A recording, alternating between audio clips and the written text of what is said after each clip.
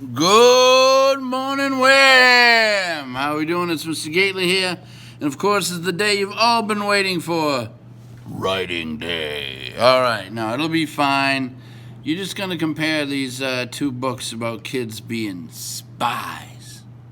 Sneaky kids. Alright, so you're going to compare these two stories. Tolliver's Secret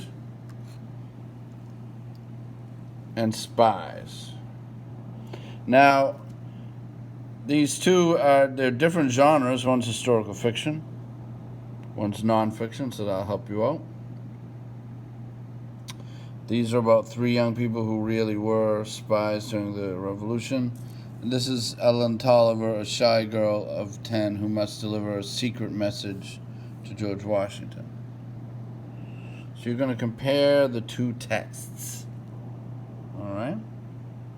Now, I've left for you a comparison page that you can even fill in, and it almost writes it for you. If you see, I've started all your sentences.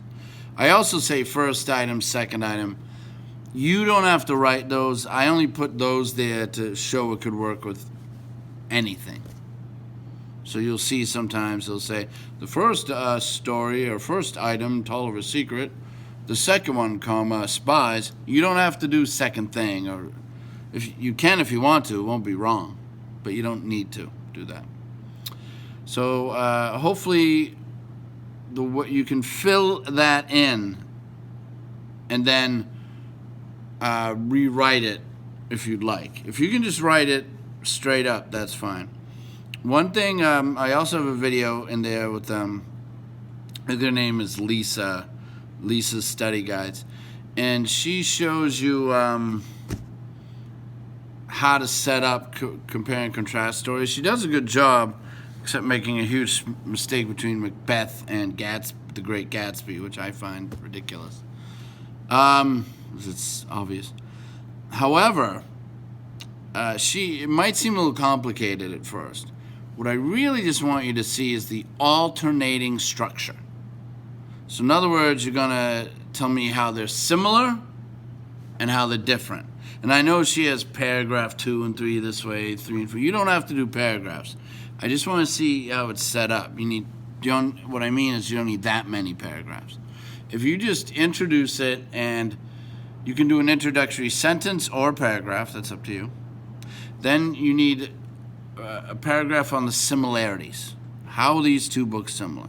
And then prove it with metal. Then you need to set up differences, and then prove that with metal, and then conclusion. You can have introductory paragraphs and a conclusion paragraph, or you can just put sentences at the beginning of each one, and the end, obviously, of the other one.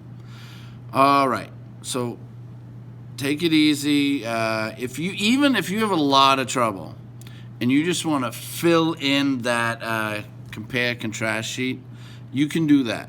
Now, you'll get less credit. I'll give you like a C, a 75 if you do a good job on it.